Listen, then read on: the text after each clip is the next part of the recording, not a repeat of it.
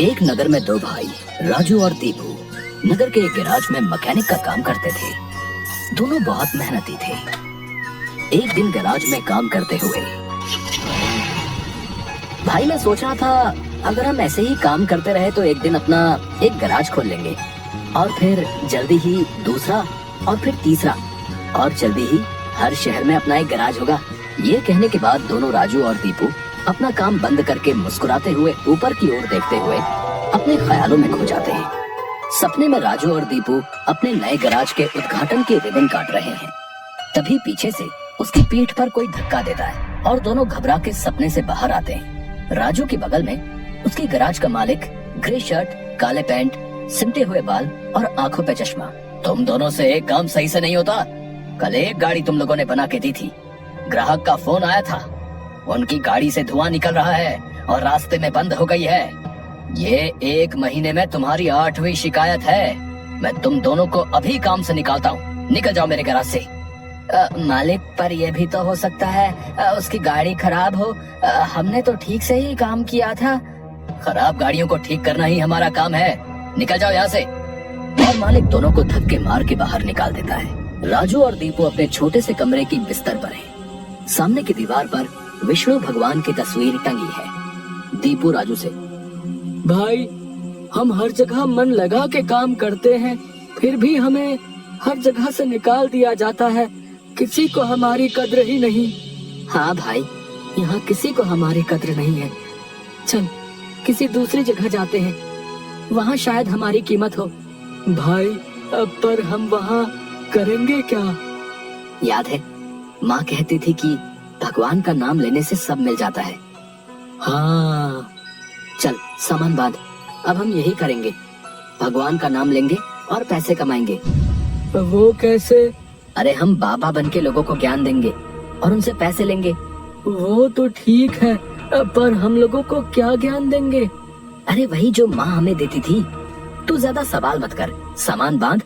हम राजा सूर्यदेव के चंपक नगर जा रहे हैं। चंपक नगर में राजू और दीपू गेरुए धोती और गेरुई शॉल में, कंधे तक बाल, गले में रुद्राक्ष की माला, पैरों में खड़ाऊ, कंधे पे लटकी मटमैली गठरी, कलाइयों में बंधी रुद्राक्ष की माला, एक बड़े बरगद के पेड़ के नीचे बने चबूतरे के सामने।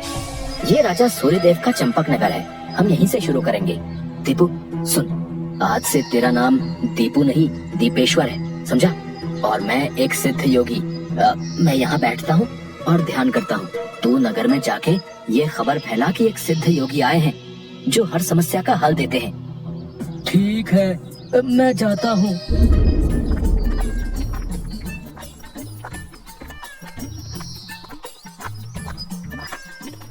भाई हमारे सिद्ध बाबा जी के लिए कुछ दान दो। ये कौन से बाबा हैं और कहाँ है? बड़े सिद्ध बाबा हैं, उनके पास हर समस्या का हल है।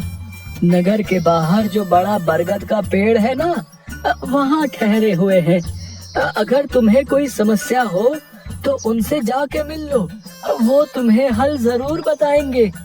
पर हाँ, दान के लिए कुछ लेकर जरूर आना। हाँ, मैं जरूर आऊंगा।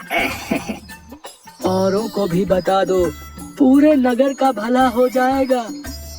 जरूर बाबा जी, जरूर। राजू पेड़ के नीचे ध्यान में बैठा हुआ है और दीपू थैले में सामान लेके उसके पास जाता है। मैंने नगर में खबर फैला दी है, जल्दी ही लोग यहाँ आते होंगे।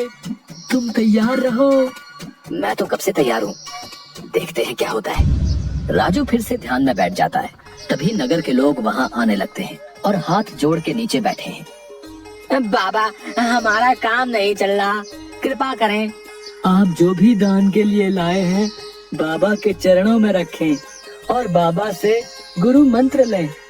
दुकानदार राजू के पास पैसे रखता है और हाथ जोड़कर खड़ा हो जाता है।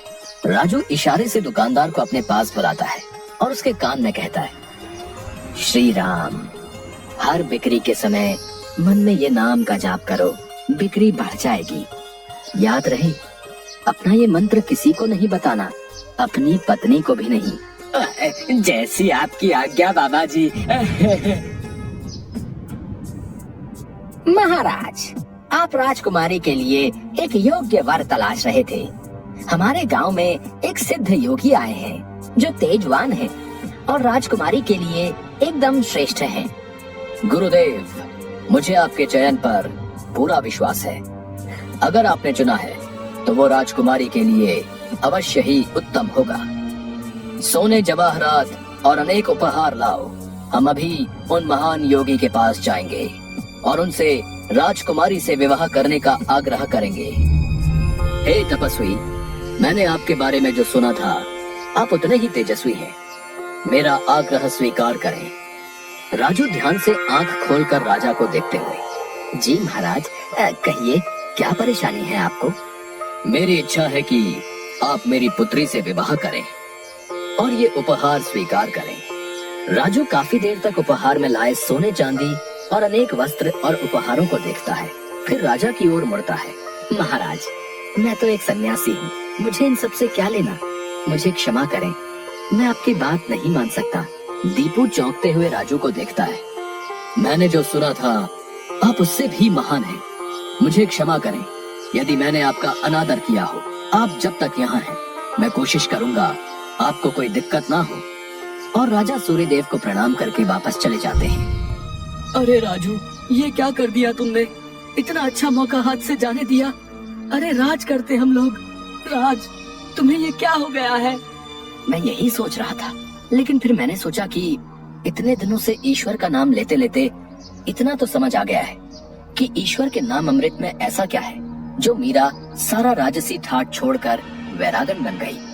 क्यों प्रहलाद ने अपने पिता की इतनी यातनाएं सही? मुझे भी राम नाम का धन मिल गया है, जिसके आगे इस दुनिया का सारा धन फीका है। मुझे ये सब नहीं पता। हम यहाँ पैसे कमाने आए थे, ना कि साधु बनने। मैं चला, मैं अकेले ही सब संभाल लूंगा। तुम्हें जो ठीक लगे करो, पर अगर किसी मुसीबत में फंस जाओ, पूरी श्रद्धा से ईश्वर का नाम लेना, तुम्हारी मुसीबत दूर हो जाएगी। तुम्हारा दिमाग खराब हो गया है। इतनी आसानी से मुसीबत दूर होती तो सभी खुश होते। राजू बस उसे देखकर मुस्कुराता है और ध्यान में बैठ जाता है। दीपू अपनी पोटली उठा के गाँव में चल देता है। क्यों भाई, कैसा चल रहा है? हाँ भाई, सब बढ़िया है और अब घर में सुख शांति भी है। ये भी बेवकूफ बन गया। राजू है तो चालाक। उसने ऐसी युक्ति की कि कोई उस पर सवाल नहीं उठा सकता। कुछ राशन दान करो। जरूर। दुकानदार राजू के थैले में चावल डालने जाता है। तभी दीपू, ये क्या दे रहे हो? इतनी मिठाइयाँ और मेवे तुम्हारी दुकान में है और तुम ये कच्चे चावल दे रहे हो? इनमें से कुछ दो। पर बाबा तो ये सब नहीं कहते। तुम्हें क्या करना है? जितना कह रहा हूँ वो करो। दीपू आगे जाता है और जोहरी की दुकान में दुकानदार से, और भाई जोहरी, कैसी चल रही है दुकानदारी? बाबा की कृपा से सब बढ़िया चल रहा है। कहिए क्या सेवा करूं? बाबा के लिए कुछ दान दो। इससे पहले कि इन्हें मेरी असलियत पता चले, इनसे तगड़ा दान लेके गांव से गायब हो जाऊंगा। फिर ये लोग राजू के पीछे पड़ेंगे तो उसे समझ आएगा। बाबा के लिए कुछ दान दो। जौहरी पैसे निकाल कर देने लगता है। अरे ये क्या भीख दे रहे हो? बाबा की कृपा से तुम्हारी दुकान चल रही है। इतने सारे जवाहरात हैं, इनमें से दो, कुछ कीमती सा। जितना दोगे उससे ज्यादा मिलेगा। ये बाबा को क्या हो गया है? कोई नहीं, बाबा को देने से मेरा क्या घटेगा।